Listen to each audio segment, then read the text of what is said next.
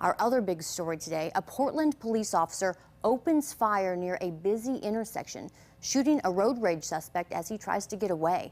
That suspect died, and now the investigation into that officer's decision begins.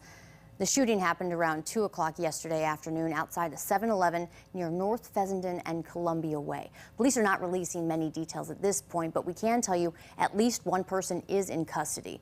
And as K2's Erica Knocklin reports, police now have plenty of witnesses to interview.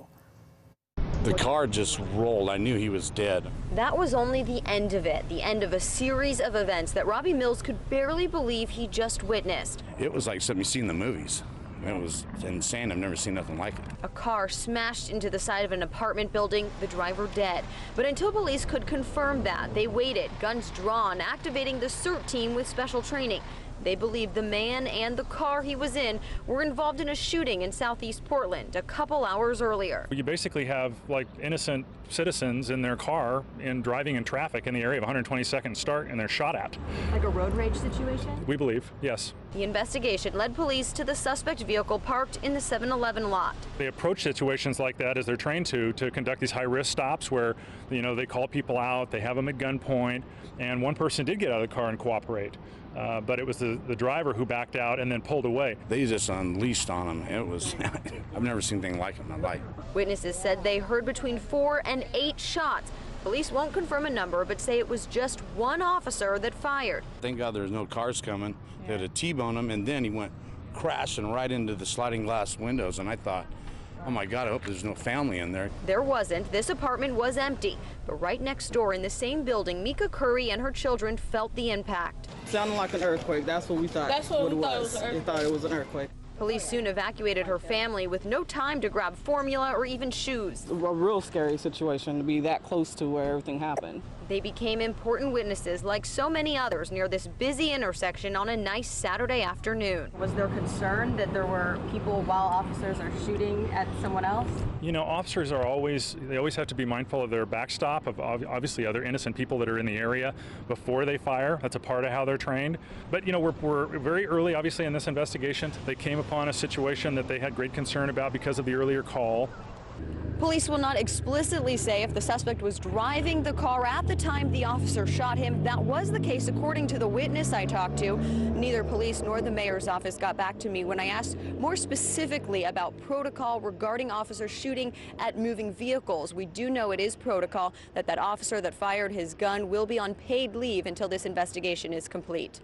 Reporting from North Portland, Erica Knocklin, K2 News. Right now, it's not clear what actually killed that driver. It'll be up to the medical examiner to determine if it was the officer's bullets, the crash, or possibly something else.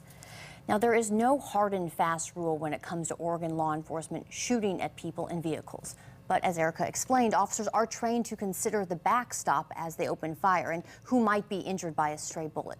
They're also trained to consider the big picture of the situation, and that can include the type of person who is fleeing, whether that person would pose a greater danger if they escape, and ultimately whether they would pose an imminent threat to the life of an officer or others in the area.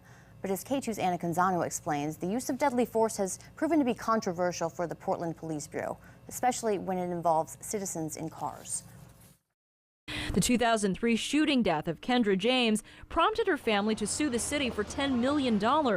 James was a passenger in a car pulled over for a traffic violation in northeast Portland near I-5. Officer Scott McAllister shot and killed her when she jumped into the driver's seat and tried to get away. He said he feared he or another officer would be killed. She was not armed. Both a Multnomah County grand jury and a federal jury found his actions justified, and her family lost that lawsuit. McAllister not only returned to the force, he received $18,000 in back pay for the 6 months he was suspended without pay.